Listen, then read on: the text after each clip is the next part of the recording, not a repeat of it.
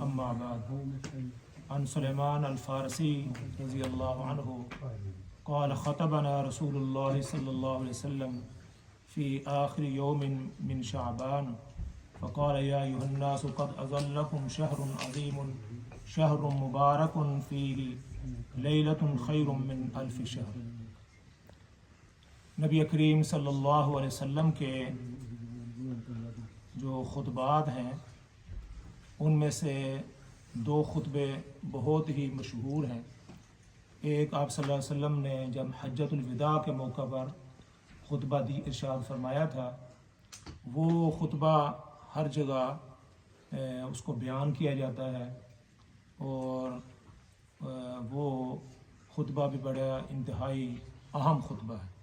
اسی طرح آپ صلی اللہ علیہ وسلم نے شعبان کے آخری ایام میں رمضان مبارک کی اہمیت اور فضیلت بیان کرنے کے لیے ایک انتہائی قیمتی خطبہ ارشاد فرمایا، جو خطبہ ایک سنت کا طریقہ اختیار کر چکا ہے کہ علماء کرام ہر شعبان کے آخری دنوں میں، آخری جمعہ میں آپ صلی اللہ علیہ وسلم کے اس خطبے کو دہراتے ہیں۔ جس بھی مسجد میں آپ نماز پڑھیں، جمعہ پڑھیں یا درس سنیں تو اس کے اندر آپ صلی اللہ علیہ وسلم کے اس خطبے کا بہت ذکر ہوتا ہے۔ اس کے جو راوی ہیں حضرت سلمان فارسی رضی اللہ تعالیٰ عنہ ہے، وہ فرماتے ہیں کہ رسول اللہ صلی اللہ علیہ وسلم نے ہمیں شعبان کی آخری جو دن ہے اس کے اندر ایک خطبہ ارشاد فرمایا۔ کیا فرمایا؟ فقال یا ایھا الناس، فرمایا کہ اے لوگو، قد اظلکم شہر عظیم، تم پر ایک عظیم مہینہ سایہ فگن ہے، یعنی تم پر سایہ کرنے والا ہے۔ ابھی ایک دن کے بعد تم پر ایسا مہینہ آ رہا ہے جو شہر عظیم، جو بہت ہی بڑا مہینہ ہے۔ پھر فرمایا شہر مبارک، انتہائی برکت والا مہینہ ہے۔ برکت کا مطلب یہ ہوتا ہے کہ کوئی چیز مختصر چیز ہے، اللہ رب العزت اس کے اندر برکت ڈال دیتے ہیں۔ مثال کے طور پر 2 آدمیوں کی روٹی 4 آدمیوں کے لیے، 5 آدمیوں کے لیے کافی ہے۔ رسول اللہ صلی اللہ علیہ وسلم کے معجزات میں بھی سی ہے کہ 3 آدمیوں کا کھانا 40 آدمی، 50 آدمی، ہاں جی، انہوں نے بھی کھا لیا تو وہ کھانا سب کے لیے کافی ہو گیا۔ اسی طرح ہم لوگ کمائی کرتے ہیں، محنت کرتے ہیں، بعض حضرات ہیں ان کی تنخواہ زیادہ ہوتی ہے لیکن ان کو گزارا نہیں ہوتا، اس کے اندر برکت نہیں ہوتی۔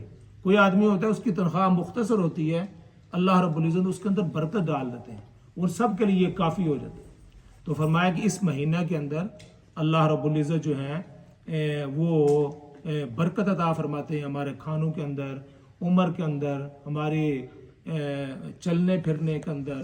جو سفر آدمی 10 منٹ کے اندر یا 15 منٹ کے اندر طے کرتا ہے، وہ آدمی تھوڑے مختصر وقت میں طے کر لیتا ہے۔ اس کی وجہ کیا ہوتی ہے کہ بعض اب آگے ٹریفک نہیں ہوتی۔ تو یہ اللہ تعالیٰ اسباب جو ہیں وہ پیدا فرماتے رہتے ہیں، آدمی کو محسوس نہیں ہوتا لیکن اللہ رب العزت اس کے لیے راستے کھولتے جاتے ہیں۔ بعض اب کئی حضرات یہ بھی کہتے ہیں کہ بھئی ہم فلاں جگہ جا رہے تھے تو ایسا اتفاق ہوا کہ جتنے بھی ٹریفک لائٹ تھی وہ ساری آہستہ آہستہ گرین ہوتی گئی، کسی جگہ ہمیں رکنا نہیں پڑا۔ تو یہ اللہ رب العزت کی طرف سے ہوتا ہے۔ آپ کے وقت کے اندر اللہ رب العزت جو ہے نا وہ برکت ڈال دیتے ہیں۔ جو وہی وقت آپ نے 1 گھنٹے کے اندر طے کرنا ہوتا ہے وہ 10 منٹ کے اندر، 15 منٹ کے اندر انسان کو پتہ نہیں ہوتا، لیکن اللہ رب العزت اس کے کسی عمل کی وجہ سے اس کے اندر برکت عطا فرماتے ہیں۔ تو فرمایا کہ یہ شہر مبارک، یہ برکت والا مہینہ ہے اور مبارک مہینہ ہے۔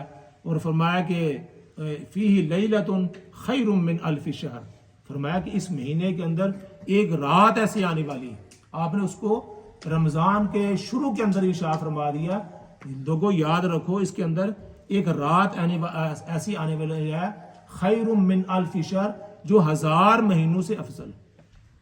اس کا مطلب یہ ہے کہ جب وہ رات آئے تو آپ اس کو ضائع نہیں کرنا۔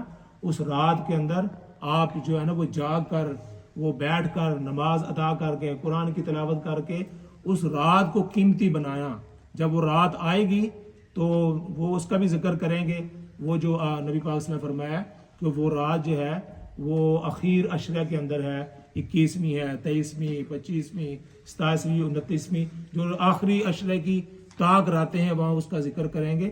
تو فرمایا کہ وہ ایسی رات ہے جو 1000 مہینوں سے افضل ہے، اور فرمایا کہ اس مہینے کے اندر جو روزہ رکھنا ہے وہ فرض قرار دیا گیا۔ اس کا روزہ جو ہے فرض ہے، کس کے لیے؟ جو بالغ ہے، جو مرد ہے، عورت ہے جو بالغ ہیں، جن پر روزہ فرض ہے، ان کو اس مہینہ کے اندر اس روزے کو رکھنا ہے، اس کے لیے وہ روزہ فرض کر دیا گیا۔ اور فرمایا اس کی جو راتیں ہیں وہ قیام ہو لیلتاً تطوعاً، اس کی راتوں کو اللہ رب العزت نے وہ ثواب کی چیز بنایا ہے۔ جس طرح آج ہم یہاں رات کو کھڑے ہو کر اللہ رب العزت کی عبادت کر رہے ہیں، تلاوت ہے، قرآن سن رہے ہیں۔ دیکھو جب رمضان نہیں ہوتا تو ہم نماز جب فرض ادا کرتے ہیں تو اس کے بعد فوری طور پر ہم اپنے گھروں کو لوٹ جاتے ہیں۔ تو یہ اس مہینے کی برکت ہے کہ آج ہم تھوڑے دیر کے لیے، اور یہ ہمارا تھوڑی دیر کے لیے بیٹھنا اور نماز ادا کرنا یہ انتہائی قیمتی ہے۔ اس کی قدر جو ہے نا، قدر و منزلت ہمیں مرنے کے بعد آخرت میں جب اعمال تلیں گے، جب حساب کتاب ہوگا اس وقت ہوگی۔ تو ابھی ہمیں محسوس نہیں ہو رہا کہ ہم جو ہے نا تھوڑی دیر کے لیے بیٹھے ہیں، لیکن اللہ کے ہاں اس کی بڑی قدر و منزلت ہے۔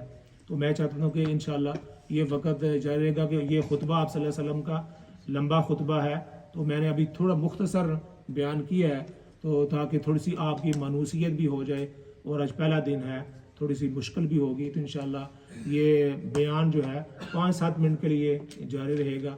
اللہ رب العزت مجھے بھی اور آپ کو بھی اس رمضان مبارک کی قدر کرنے کی، اس کے اندر عبادت کرنے کی، صدقہ و خیرات کرنے کی، رات کو جا کر اللہ رب العزت کے ہاں کھڑے ہونے کی توفیق عطا فرمائے۔ میں آخر میں بس آپ حضرات کو صرف ایک بات کہنا چاہتا ہوں کہ یہ مہینہ جو ہے عبادت کا مہینہ ہے، اپنے آپ کو اس کے لیے فارغ کریں۔